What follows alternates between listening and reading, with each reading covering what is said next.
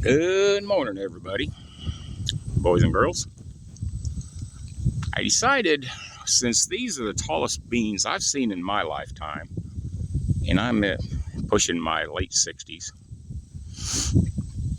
I'm used to seeing Kansas beans, normal year, around 30 to 35 inches tall for drill beans like this. And this year has been exceptional. I'll go over some of the details. I'm going to basically tell you what got planted, what it's been treated with, how the land was worked, all the details. But I want to do this first before it decides to rain on me. We've been getting quite a bit of rain. It's about noontime. Yeah, the noontime bell in town's going off, which is about 3 miles away. But very interesting year this year. We've had a lot of rain, a lot of good weather, no real storms to speak of this planting season. But last year, these beans did about 46 acres of bushel. And they were cut with a gleaner combine, an older one, which we all know what gleaner means in English, means harvester seeder. They spit a lot of product out the back. I'm going to try to talk the young man that farms our land here to have somebody. He doesn't own a combine. It's not really, he doesn't do huge acreage, so it's not really, it doesn't warrant spending, $1 million on a new John Deere combine platform. It's just not feasible. Maybe down the road he is expanding, but at this point in time, no. But I'm going to go out here and do a measurement, and I've actually went out in a couple, 3 places and already, and kind of got an idea of what the growth is, the height, kind of an average of the height. And there are a couple areas that are a little lesser in height, about 10 inch less. There are a couple areas where they're actually a little higher than this, down that way. But just to give you an idea, this is a foot off the ground right there. But I'm going to step out here, and you see where I've already went down in here and kind of, I got some measurements, so I know what I'm talking about here up front some. But I'm going to drop this tape measure, bear with me, down, and let you see just how tall these beans are. We get down even. That plant there is 52 inches tall, and they're still growing. They've actually grown about 6 inches over the last week, but that kind of gives you an idea of how tall they're getting.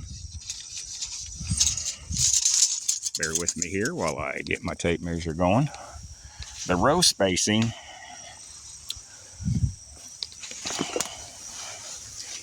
they're on, I thought they were closer rows, but they're right on pretty much 18-inch spacing. And to give you an idea how many plants per row, or excuse me, per foot,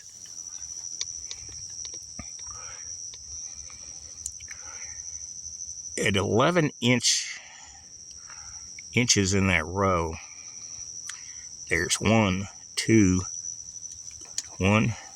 3, and actually 4. One got washed out there just a little bit, you can see right there. So there's actually 4 independent bean plants in just shy of 11 inches. Okay, that gives you an idea there. Bear with me. Let me put my tape measure up. Don't get too seasick, boys and girls. I'm going to pluck one of these out.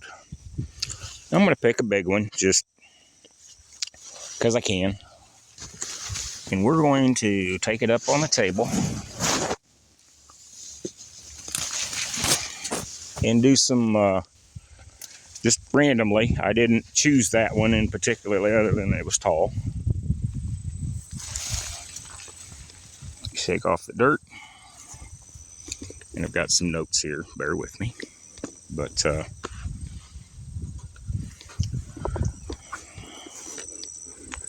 you and I are going to go up here. There's Simba. Asparagus patch. We're going to dissect this plant. One bean plant. See how many pods are already there. We already know it's 52 inches tall. So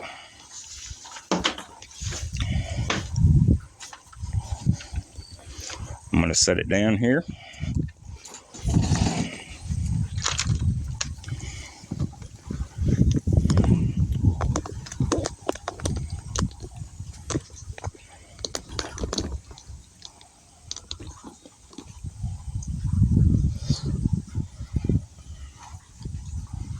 So let's just get a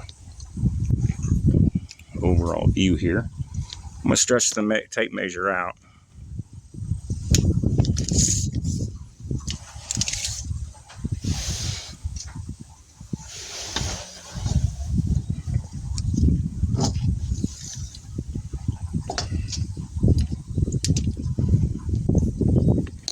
Okay, there's the root ball.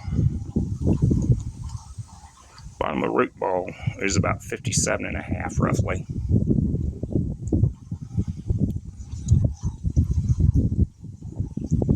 I would say the diameter is probably 5/8 of an inch. Good root depth, really good. The upper roots, very well defined and set. Lower, even better yet.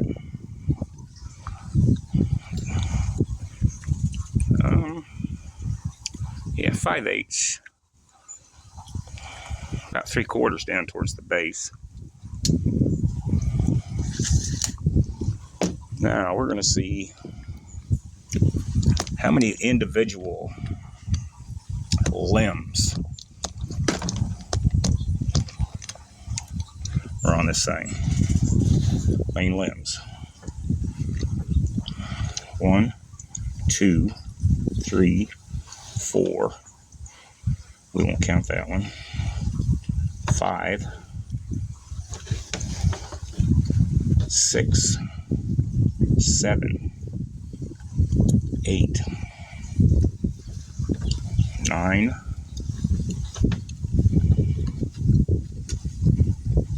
10, 11, 12, 13, 14, 15, 16, 17, 18, 19, 20,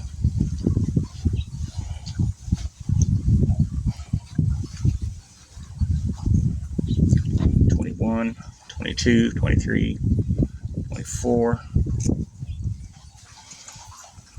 25,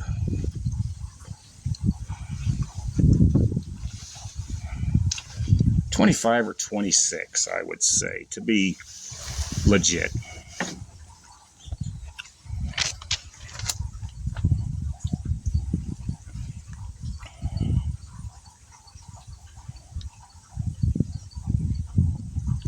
Okay.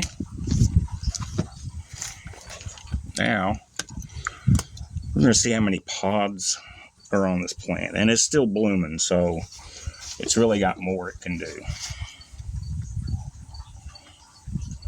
I'm going to do away with that one.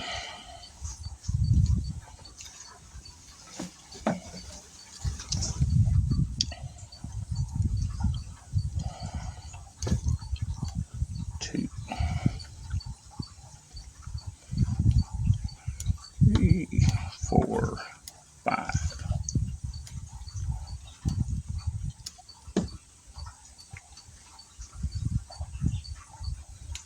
10, 14, 15,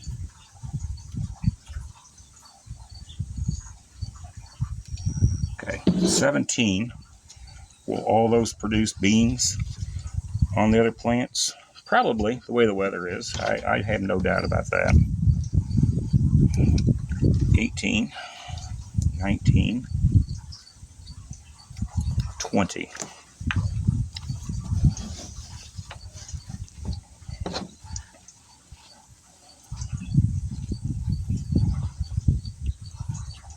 21,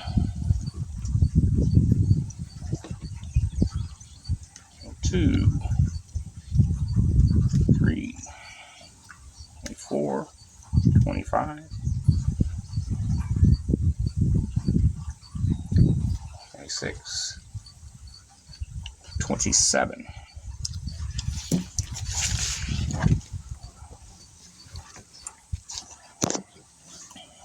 28,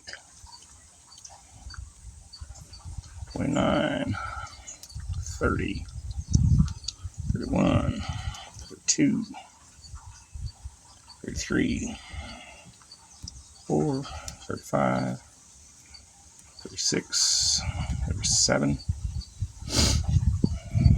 38, 39, 40, 41,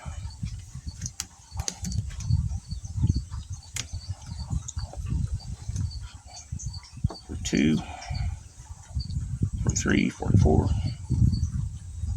45, 46, 47, 48, 49, 50, 51,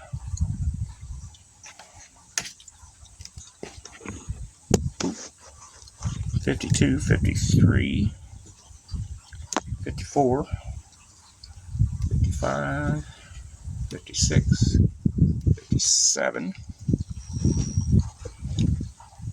58,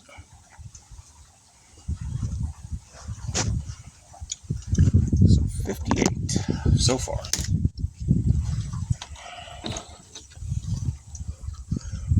59, 60, 61, 62, 63, 64, 65, 66,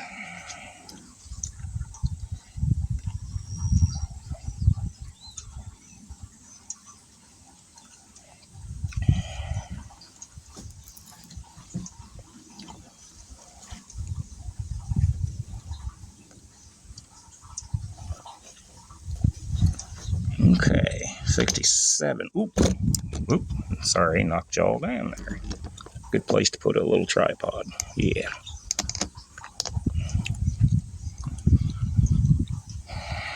69, 70,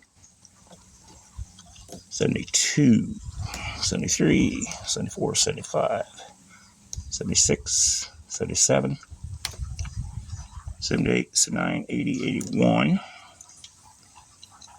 82, 83, 84, 85, 86, 87, 88, 89, 90, 91, 92, 93, 94, 95, 96, 97, 98, 99, 100. There was 2 on there. 101, 102, 103, 104, 105, 106, 107, 108, 109, and I'm going to say probably still in the neighborhood of 110, 111, 112, 113, 114, oops, 115,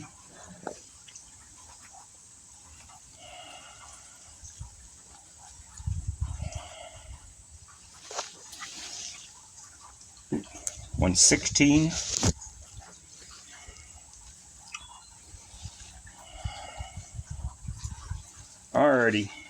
I believe that's all. 116 pods already set.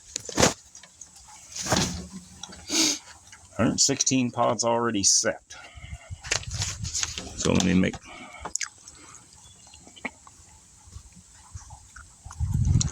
I'm going to say probably at least another 30 blooms. Let's just round it off to 20. So that gives us an idea. So, and this being August 11th of 2025, they've still got a legitimate, until we get low temperatures down around, below 42 degrees. 42 degrees means basically they shut off. Whatever's built's built. They're not going to build anymore. These pods need probably another inch and a half of rain, 2 inches within the next 2 weeks after today, because we got more rain today. So they're good for a couple of weeks. Plenty of moisture in the ground. So they're not going to be hurting at all. But probably by, I'm going to say September 21st to maybe even the end of September, they're still going to be filling pods, making more pods. These pods, with the weather we've been having, will only take, most of these, they're starting to set beans in them. Some of them a little better than others. But once they get to this stage, it only takes them about 2 weeks to really start filling out good. So by September 15th, these pods that are already on here, they'll be full. Just a couple more little rains here and there is all they need. A little sun. They don't need much in the way of cool weather, although, if it gets down in the 50s at night, does absolutely no harm to beans. They just continue trucking on. They actually like that. But they really like it around 65 at night. And that's kind of what we've been having. And they're just the ideal conditions is what we've made this year. So we'll scoot these off to the side, and I'll give you some details of what this field's been like this year, and maybe a little bit of history.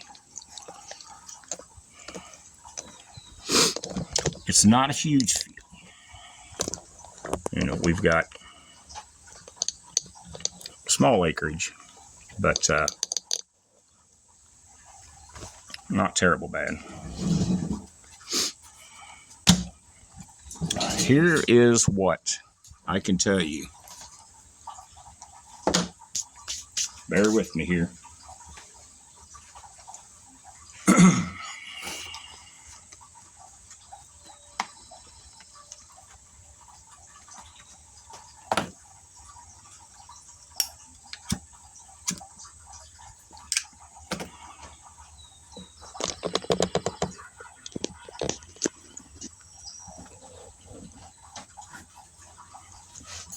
Okay, this field for the last 4 seasons has been no-till.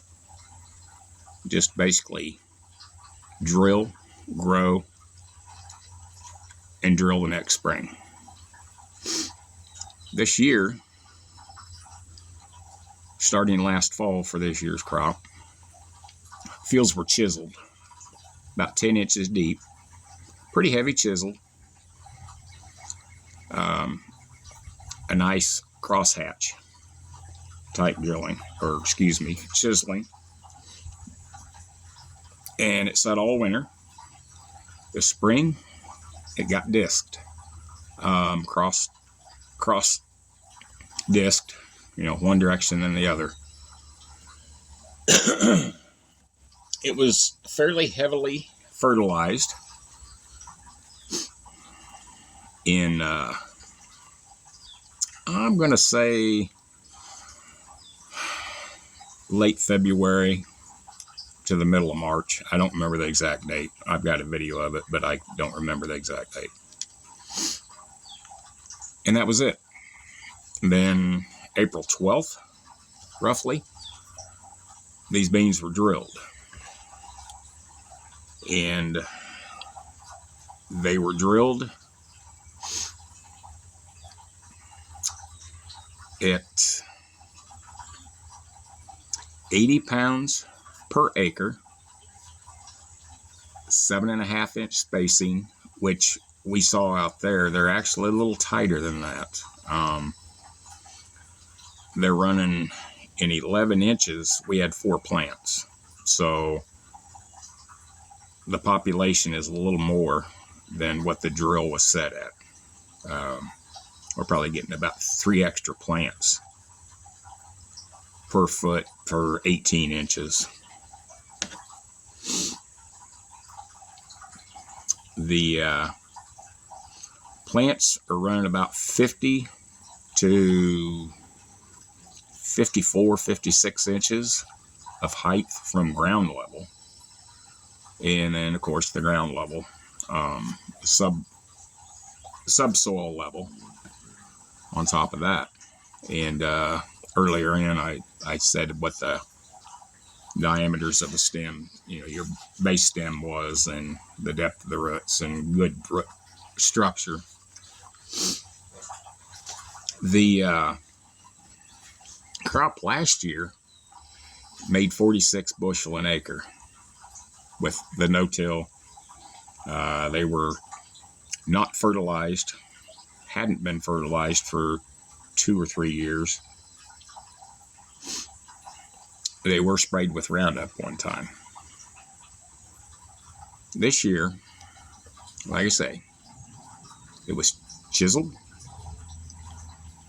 it was disked, it was fertilizer applicated about, it was pretty heavy to standard, roughly a 20-10-20 for hotness. They were sprayed in mid-June, and the herbicide used was called Enlist, E-N-L-I-S-T. I gotta say it's probably better than Roundup overall. There are a couple weeds, pigweed, that it didn't seem to want to knock down, but it did a much better job. As far as grasses, like Johnson grass,